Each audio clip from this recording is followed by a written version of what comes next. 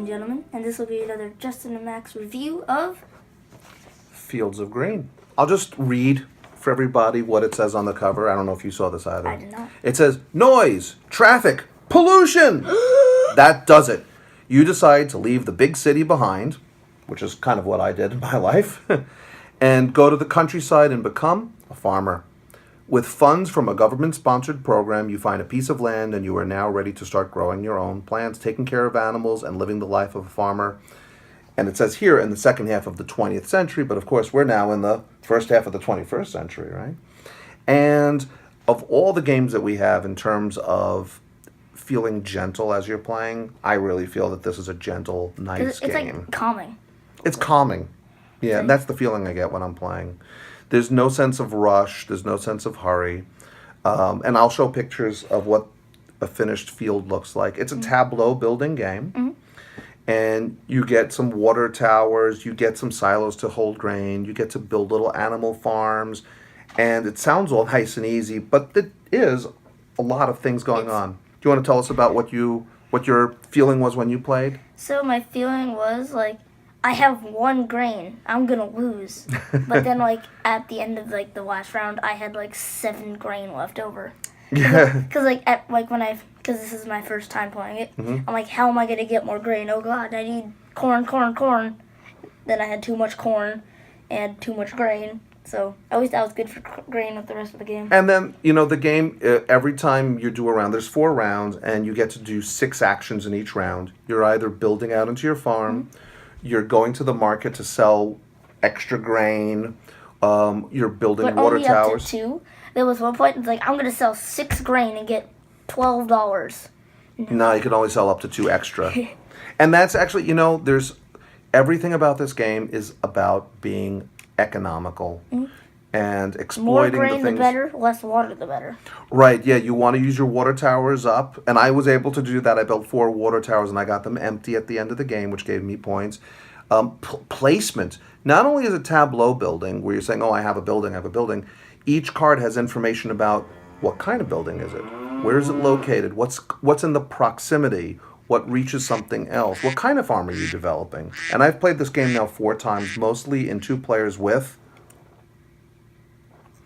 and that our normal 3rd player, mom/wife. And I played this now in a 3-player with my son, Max.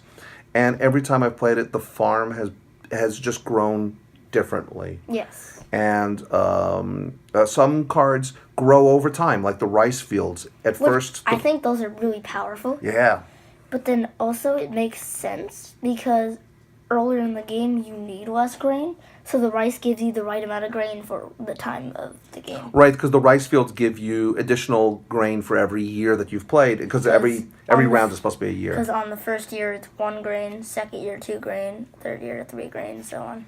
And you also have to be able to store your items, so you have to build enough stuff to store things. But then you don't have to store until the end of the round, so you can spend. Right, you could have more stuff and spend. And then the order in which, during your harvest, I'm going to first put water here because it gets me some grain. Now I can sell the grain there for some money or whatever. And you had a little engine going in your farm. Because I had enough cards that I could spend water to get grain to get money, and money to get water. So he had this whole cycle going, and that's really it is. It makes you really think economically. And at the end of it, to be honest, I know it sounds silly. Cool. It looks cool. And I really feel like I started my farm here, and now I've grown out from there. The art on the cards is wonderful. It's not overstated. It looks like what it's supposed to be.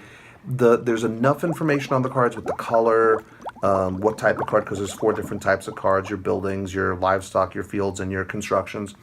And then you could also get in the game some equipment, which upgrades your buildings. But then also it's random, so you might get a air quote bad one. Right, something that you don't need. Because like this one I've never actually seen is where pay twice the bonus cost to apply. To apply its ability. Oh, it's a building cost, so that could be good at the end of the game sometimes. Like you can do the thing twice or something. That's cool. And the game isn't punishing in the sense that. Or I guess it is a little bit. A little bit, yeah. In the fact like you need grain, you need some water, you need money, but then once you get your engine going, it's no longer punishing. It's just punishing in the beginning, and then maybe a little bit towards the middle if you're short on money. But otherwise, once you get your engine going, it's not really that punishing anymore. And I had a great time doing it. To me, it was I think we played for about an hour, the 3-player. Because, like, even though I did win, if I didn't, which I expected not to win because you've won every game that I've you've won played. all the games I've played previously. So I'm like, I came into it expecting to lose, and I still had a lot of fun during the game. And if you've watched our other video, I don't like... Tile laying games. And to me, even though this is technically tableau-building, this feels a lot like a tile laying game. Okay. But I still like this game a lot. And I think the theme really helps too. It feels nice. And I know there's a game, something about outer space or something that this game was originally made as, and this is a redoing of it. I like it as a farm game. And in fact, I wasn't sure if I was going to be thrilled with a game where I'm just kind of like building a farm. It sounded a little bit like but I like it a lot. And the number, this is an interesting thing about any board game. Are the numbers correct? And like the points you get for something, does it feel like you're getting the right amount of points for something? Because you have to have play testing to get that right, and all of these are right. So I wonder how much play testing went into I think this was play tested into the ground, because every card, like when a card says, "Oh, pay 2 of this to get 3 points," then you have to really consider. Well, if I didn't do that, if I used it somewhere else, oh wait a minute, if I actually do that little extra thing, I could squeak out another point, and that's what ultimately this game is about. But then, it's squeaking out every little ounce of points you can get. There's only 2 negatives right now. 2 negatives for you? Okay. These are the point. Are a little bit like odd and like not the style of the game. I kind of agree. The point, you can get points during the game. I didn't at all, but sometimes you can. You get points at the end of the game, and they give you these little stars. I just not. What would be a good alternative that goes with the theme? Or like a county fair, like you get some kind of like a blue ribbon for going to the county fair with your pigs or something like that. It just like.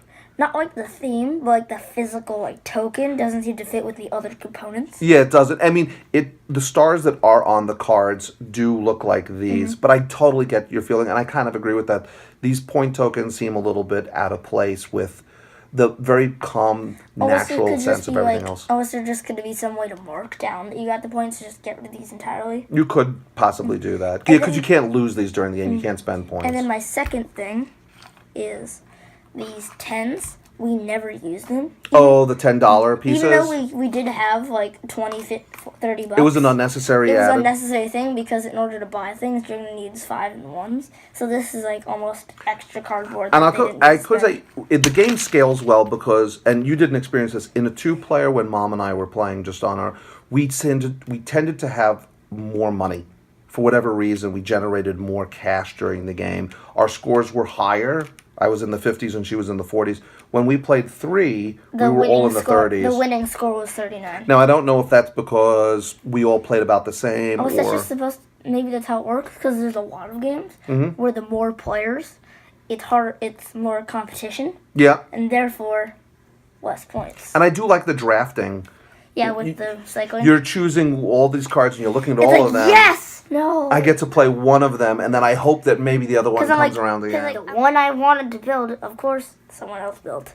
But it's a really nice game. I'm rating this highly, and the funny thing is, when we finally scored the game, I forgot to score one thing. It turned out that we tied in terms of points, but then the game, in terms of tiebreakers, it didn't seem arbitrary what the tiebreaker was. It's just the amount of cards you have. The biggest farm. Which so is that's the tiebreaker. points of the game. Yeah, and I had 24, you had 19. So maybe with something. One strategy-ish that sort of worked for me is like I played the game normally, just did things, and then on the last round, buildings. Because I'm like, oh god, I'm gonna lose the game. So I set up my buildings in the last round. So these purple cards, the building cards. That's where most of your points were. End game scoring. In fact, more than half. Or just about half of your points. I got 19 of my points from those. And you had 38 points overall. 9. So you had 39 points overall. There you go. You got 39 points. Just a little. I'm giving this game an 8.5 in my rating system. I'm giving it a 9. And he's giving it a 9, so that puts us at 8.75. Indeed.